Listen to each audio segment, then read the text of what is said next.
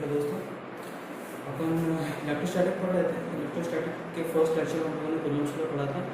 अब हम लोग उससे कूलम्ब्स लॉ को अप्लाई करने जा रहे हैं। ठीक है, कुछ बेसिक्स क्वेश्चन देखेंगे और बेसिक से स्टार्ट करते हैं, तो लेवल धीरे धीरे बढ़ाएंगे। ठीक, चलिए। तो ठीक है, ये क्वेश्चन देखते हैं। मान लीजिए मेरे पास एक पॉइंट चार्ज है जिसकी वैल्यू 1 कूलम है, और यहाँ से कुछ डिस्टेंस मान लीजिए 2 मीटर पे दूसरा पॉइंट चार्ज है 2 कूलम। ठीक है, पूछ लिया कि इनके बीच में लगने वाले फोर्स होते हैं। तो अपने को पता है इलेक्ट्रोस्टैटिक लॉ से फोर्स इज इक्वल्स टू के Q1 इंटू में Q2 अपॉन में आर स्क्वायर।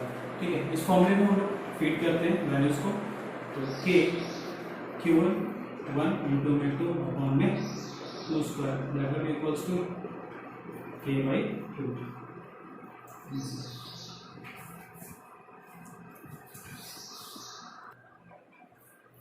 नेक्स्ट क्वेश्चन देखते हैं। इसमें बोल रहा है कि एक इक्विलैटरल ट्रायंगल है।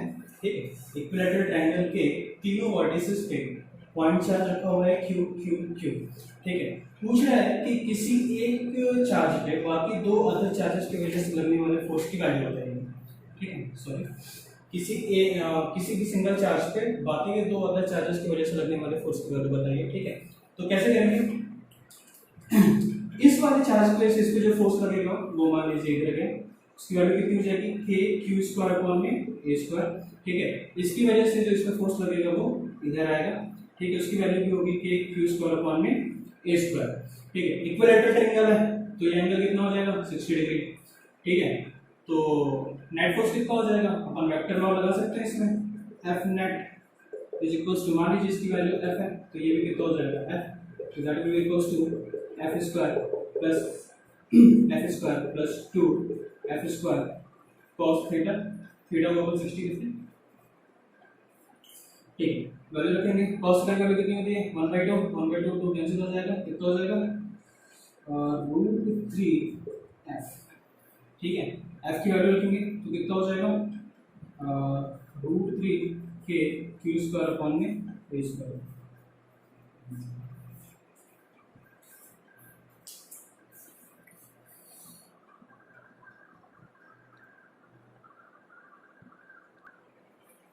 नेक्स्ट है, मान लीजिए जैसे लास्ट क्वेश्चन में हम लोग लगा था क्या था, अपने पास एक ट्रायंगल था। अब मान लीजिए ट्रायंगल की जगह पर बस स्क्वायर है, और सेम क्वेश्चन में कि find the force on any one charge due to all the other charges. ठीक है, किसी एक आवेश पे अन्य तीन आवेशों की वजह से लगने वाले बल का मान बताइए। ठीक है, तो देखते हैं। मान लीजिए ये वाला चार्ज इसके ऊपर फोर्स लगेगा नीचे की तरफ, मान लीजिए इसकी वैल्यू एफ है। ठीक है, ये वाला चार्ज इसके ऊपर फोर्स लगेगा राइट साइड, इसकी वैल्यू भी एफ है। एफ की वैल्यू कितनी हो जाएगी, एफ की वैल्यू हो जाएगी के क्यू स्क्वायर अपॉन में ए स्क्वायर। अब ये वाला जो चार्ज है, ये वाला चार्ज इसके ऊपर फोर्स लगाएगा इस डायरेक्शन में, जिसकी वैल्यू मान लीजिए हमने मान लिया एफ डैश है। तो एफ डैश की वैल्यू कितनी हो जाएगी के क्यू स्क्वायर, यहाँ पे एक डिस्टेंस की वैल्यू कितनी हो जाएगी, ये ए है, ये ए है। ठीक है, पाइथागोरस लगाएंगे अपन तो इसकी वैल्यू कितनी आ जाएगी √2a। ठीक है, तो √2a का होल स्क्वायर वैल्यू कितनी हो जाएगी के क्यू स्क्वायर अपॉन में 2a स्क्वायर। ठीक है, चलिए, तो ये हो गया एफ डैश की वैल्यू। ठीक है, अब इन दोनों एफ, ये जो दोनों फोर्स एफ है, इसका नेट फोर्स कितना आएगा, इधर आएगा। ये 90 डिग्री है तो ये भी इधर से ही पास होगा, जिसकी वैल्यू मान लीजिए एफ डबल डैश है। तो एफ डबल डैश की वैल्यू कितनी हो जाएगी, एफ डबल डैश की वैल्यू कितनी हो जाएगी, ये एफ है जो हो जाएगा F square plus 2 F square cos।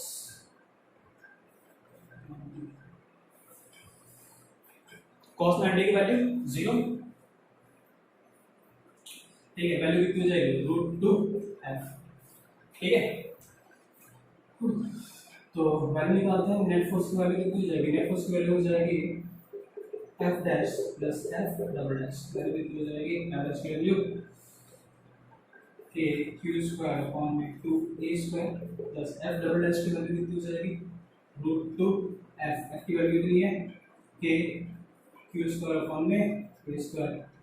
F net की वैल्यू कितनी हो जाएगी के क्यू स्क्वायर अपॉन में a स्क्वायर, अपन कॉमन ले लेते हैं, अंदर क्या बचेगा 1/2 प्लस √2।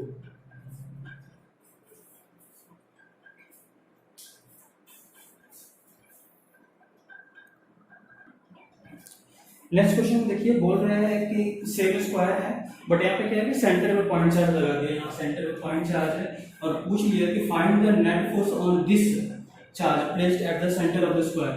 ठीक है, देखिए इस चार्ज का सभी चार्जेस से दूरी क्या है, सेम है। ठीक है, इन सारे चार्जेस का नेचर क्या है, सेम है। ठीक है, और सारे चार्जेस का क्या है, नेचर क्या है, सेम है। तो ये वाला चार्ज अगर बात करें तो ये चार्ज इसको क्या करेगा, रिपेल करेगा इस साइड, ये वाला चार्ज इसको इस साइड रिपेल करेगा, ये वाला चार्ज इसको इस साइड रिपेल करेगा, एंड ये वाला चार्ज इसको इस साइड रिपेल करेगा। सारे ही वैल्यू सेम है, तो सारी फोर्सेस की वैल्यू क्या रहेगी, सेम रहेगी, इक्वल एंड अपोजिट फोर्सेस है, तो नेट फोर्स क्या हो जाएगा, जीरो। सब एक दूसरे को कैंसिल कर देंगे, नेट फोर्स की वैल्यू जीरो हो जाएगी। ठीक है, अब अगर इसी क्वेश्चन को थोड़ा सा मॉडिफाई करें, मान लीजिए मैंने बोल दिया कि ये नेगेटिव है और ये भी नेगेटिव है, तो अब नेट फोर्स की वैल्यू कितनी हो जाएगी। अगर ये नेगेटिव है, देखिए ये वाला फोर्स, ये वाला चार्ज इस वाले चार्ज को अट्रैक्ट करेगा अपनी तरफ, ये नेगेटिव है तो ये वाला चार्ज इस वाले चार्ज को अपनी तरफ अट्रैक्ट करेगा, सेम फोर्स वैल्यू होगी। यहाँ पे क्या हो जाएगा, सारे फोर्स एक दूसरे को कैंसिल करेंगे। ठीक है, मान लीजिए मैंने बोला कि इसको अपन हटा दें, अब पूछ रहे कि बताइए अब वैल्यू कितनी हो जाएगी फोर्स की, यहाँ पे पॉजिटिव चार्ज है और यहाँ पे नेगेटिव चार्ज है। ठीक है, तो अब नेट फोर्स की वैल्यू कितनी हो जाएगी, ये इसको कैंसिल कर देगा, ये इसकी वजह से नेट फोर्स जीरो हो जाएगा। यहाँ पे ये वाला चार्ज नेगेटिव और ये पॉजिटिव अट्रैक्ट करेगा, यहाँ पे क्या है, पॉजिटिव पॉजिटिव रिपल्सन, तो अब फोर्स की वैल्यू किधर जाएगी, इधर जाएगी। ठीक है, तो हम कह सकते हैं कि अब यहाँ पे वैल्यू कितनी हो जाएगी, 2f के बराबर इस डायरेक्शन में। ठीक है, चलिए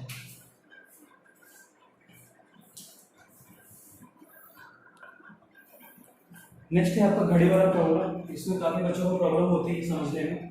देखिए क्या पूछता है इस क्वेश्चन में कि ये सारे एक घड़ी के सेट में रखा हुआ है, यहाँ पे 12 कूलम का चार्ज है, वहाँ पे 1 2 3 कूलम 4 कूलम 5 कूलम 6 इस तरीके से अरेंज किया गया, और सेंटर पे 1 कूलम का चार्ज रखा गया और बोल दिया गया है कि ये जो डिस्टेंस है पेरिफेरी से वो कितना है, 1 मीटर का। तो बताइए सेंटर पे रखे हुए चार्ज पे कितना फोर्स लगेगा, नेट फोर्स। ठीक है, तो देखिए ये जो 12 कूलम का चार्ज है वो 1 कूलम के चार्ज किधर लगेगा, नीचे की तरफ लगेगा, क्योंकि दोनों क्या है, पॉजिटिव चार्ज है, रिपल्सन होगा। तो वैल्यू कितनी हो जाएगी, के Q1 into में Q2 अपॉन में R स्क्वायर। ठीक है,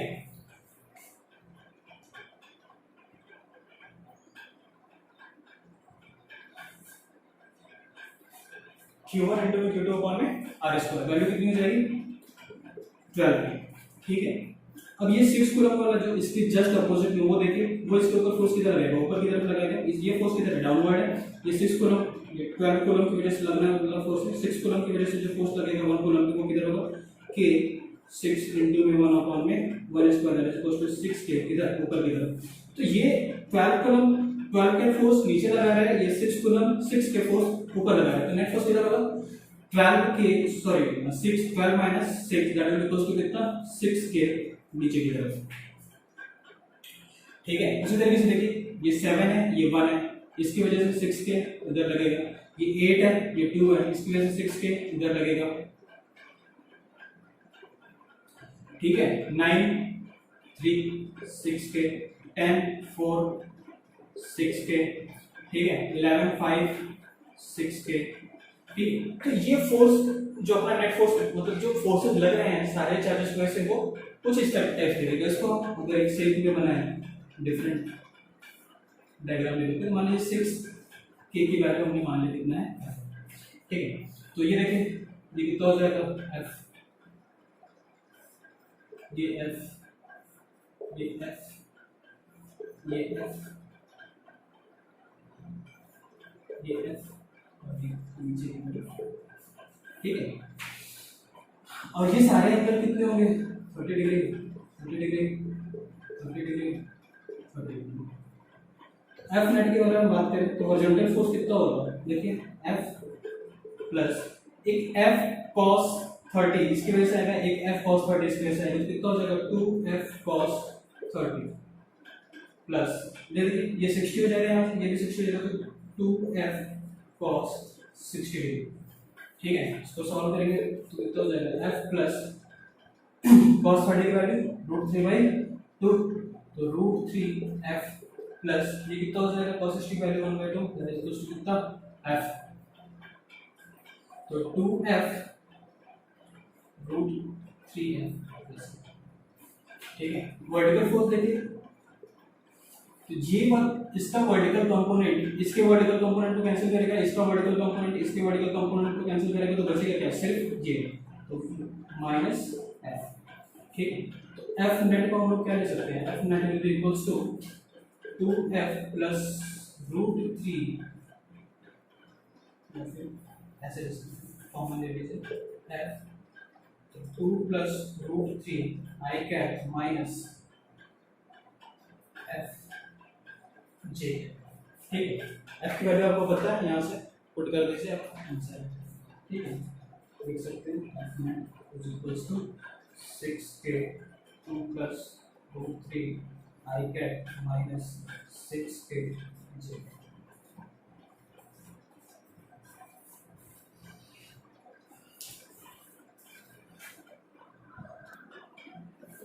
नेक्स्ट क्वेश्चन में देखिए, ओरिजिन है ये 0,0, यहाँ पे पॉइंट चार्ज 1 कूलम का रखा हुआ है, ठीक है। यहाँ से 1 मीटर की दूरी पर 1 कूलम का चार्ज, 2 मीटर की दूरी पे 8 कूलम का चार्ज, 3 मीटर की दूरी पे कितना है 27 coulomb and so on, 10 metre तक गया है। पूछ रहा है कि बताइए 1 कूलम वाले ये जो ओरिजिन पे रखा हुआ है चार्ज, इसके ऊपर फोर्स कितना लगेगा, ठीक है। तो कैसे करेंगे इसको, सोचिए तो।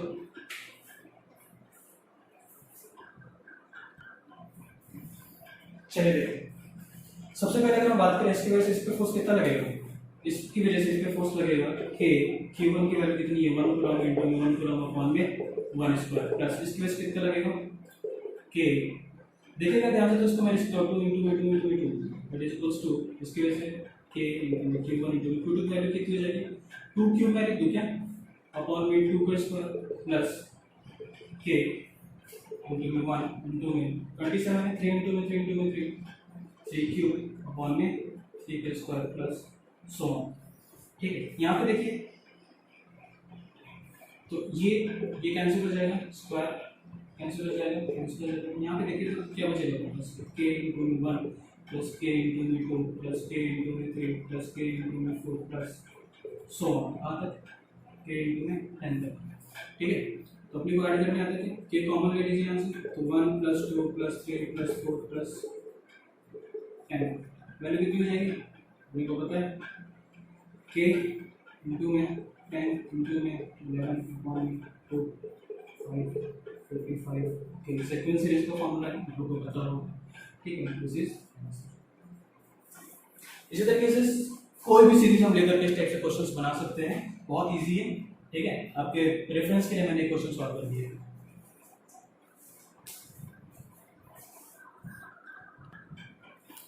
देखिए नेक्स्ट क्वेश्चन क्या है, एक चार्ज q1 है, दूसरा चार्ज q1 जो है वो क्या है, फिक्स्ड है, ठीक है। q2 जो है वो r1 डिस्टेंस पे है q1 से, q2 का मास कितना है m है, इसको रिलीज कर दिया जाएगा, जब छोड़ेंगे तो क्या होगा, q1 और q2 सेम चार्ज है, मतलब सेम नेचर के चार्ज है, तो इनके बीच में क्या होगा, रिपल्सन होगा, तो ये पीछे की तरफ जाएगा, ठीक है। तो मान लीजिए जाते जाते ये डिस्टेंस r2 पे पहुंचता है, तो पूछ रहा है कि r2 पे q2 की स्पीड कितनी होगी, find the speed of the charge q2 when it reach a distance of r2 from q1, ठीक है।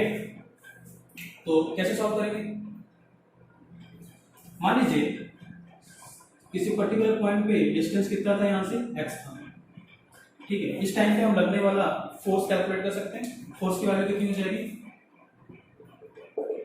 k q1 इंटू में q2 अपॉन में x स्क्वायर, ठीक है। तो इसकी वजह से एक्सेलरेशन कितना होगा, एक्सेलरेशन कितना होता है, acceleration equals to force upon में mass, that is equals to k q1 q2 upon में x स्क्वायर इनटू में m, ठीक है। ये एक्सेलरेशन आ गया। एक्सेलरेशन का अपने पास एक और फॉर्मूला है, a इक्वल्स टू क्या होता है v dv ओवर में dx, ठीक है, उसको यूज करते हैं अपन। तो स्पेस चाहिए अपने को,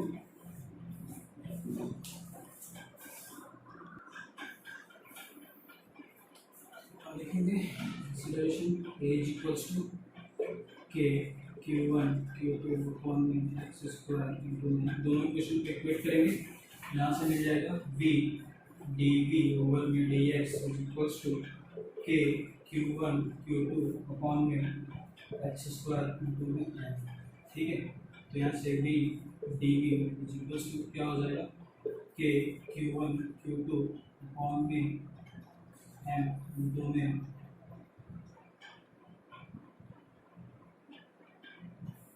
एक्स स्क्वायर, ठीक है। इसको इंटीग्रेट कर लेंगे हम, डी वी क्या हो जाएगा, डी एक्स हो जाएगा। अब अगर इसको इंटीग्रेट कर लें तो कितनी वैल्यू आएगी, B square by two is equals to integration कहाँ से कहाँ तक, R1 से R2,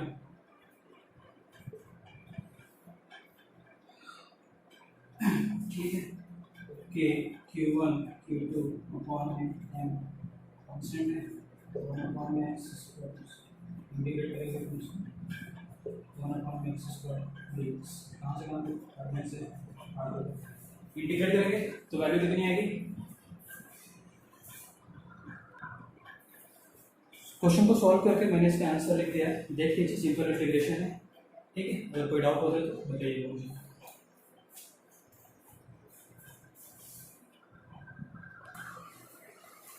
नेक्स्ट है आपका इक्विलिब्रियम प्रॉब्लम्स। इक्विलिब्रियम प्रॉब्लम्स क्या होता है, सबसे पहले तो आपको इक्विलिब्रियम समझना चाहिए। इक्विलिब्रियम क्या होता है, देखिए जब किसी भी चार्ज के ऊपर लगने वाला नेट फोर्स जीरो हो तो अपन उसको बोलते हैं क्या, इक्विलिब्रियम, ठीक है। किसी भी बॉडी पे अगर नेट फोर्स और नेट टॉर्क दोनों की वैल्यू अगर जीरो हो तो वो बॉडी क्या है, इक्विलिब्रियम है, ठीक है। इक्विलिब्रियम जो होता है वो तीन टाइप का होता है, जैसे कि हमने पिछले क्लास में देखा था, क्लास 11 में इक्विलिब्रियम के बारे में हमने बात की थी।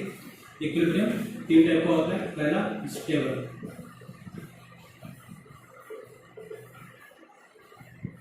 स्टेबल इक्विलिब्रियम बताया था ना, सुबह को बोलना शाम को लौट के आ जाए उसको क्या बोलते हैं, स्टेबल बोलते हैं, ठीक है। मतलब कोई बॉडी अगर उसके इक्विलिब्रियम, स्टेबल इक्विलिब्रियम समझने की कोशिश करते हैं। देखिए कोई बॉडी किसी पर्टिकुलर पॉइंट पे इक्विलिब्रियम में है, ठीक है। अगर उस बॉडी को हम उसके इक्विलिब्रियम पोजीशन से थोड़ा सा डिस्प्लेस करते हैं, ठीक है, और उसको छोड़ते हैं, तो अगर वो लौट करके अपने वापस उसी इक्विलिब्रियम पोजीशन पर लौट करके आ जाता है तो उसको हम बोलते हैं स्टेबल इक्विलिब्रियम, ठीक है। अगर वो लौट के नहीं आता तो वो क्या होगा, अनस्टेबल इक्विलिब्रियम, ठीक है। इसलिए मैं बोलता हूँ सिंपल समझने के लिए कि अगर सुबह को बोला शाम को लौट आए तो उसको हम लोग स्टेबल इक्विलिब्रियम बोलते हैं, ठीक है। दूसरा अनस्टेबल,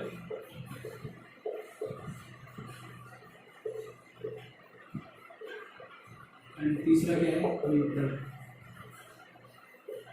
ठीक है। इसको समझाने के लिए स्टेबल अनस्टेबल न्यूट्रल को समझाने के लिए मैंने आप लोग को एक और बताया था कुछ इस टाइप का एग्जाम्पल। ये कोई मान लीजिए बात है, यहाँ पे देखिए अगर हमने कोई बॉल रखा और इसको अपने यहाँ पे ये इक्विलिब्रियम में, अगर इसको थोड़ा सा डिस्प्लेस करके मान लीजिए हम यहाँ पे ले गए और इस बॉल को यहाँ से छोड़ेंगे तो ये वापस क्या करेगा, यहाँ आएगा, वापस रोल करता हुआ वापस अपने इक्विलिब्रियम पोजीशन को अटेन करेगा, ठीक है। तो अगर ऐसा कंडीशन है इसको हम लोग बोलते हैं क्या, स्टेबल, ठीक है। मान लीजिए बॉल यहाँ रहता है, थोड़ा सा डिस्प्लेस करिए लुढ़क के नीचे आ जाएगा, इधर डिस्प्लेस करिए लुढ़क के नीचे आ जाएगा, मतलब अपने इक्विलिब्रियम पोजीशन पे वापस नहीं आएगा, तो ऐसे केस को हम लोग क्या बोलते हैं, अनस्टेबल, ठीक है। न्यूट्रल में क्या होता है, बॉडी यहाँ रखी है, ठीक है, यहाँ पे इक्विलिब्रियम में है, थोड़ा सा डिस्प्लेस किया, यहाँ पे इक्विलिब्रियम में, वो दूसरा नया इक्विलिब्रियम पोजीशन अटेंड कर लेता है, उसको हम लोग बोलते हैं क्या, न्यूट्रल, ठीक है। तो ये तीन टाइप इक्विलिब्रियम है, इसी को बेस करके हम लोग कुछ क्वेश्चन सॉल्व करने वाले हैं इलेक्ट्रोस्टैटिक में, ठीक है।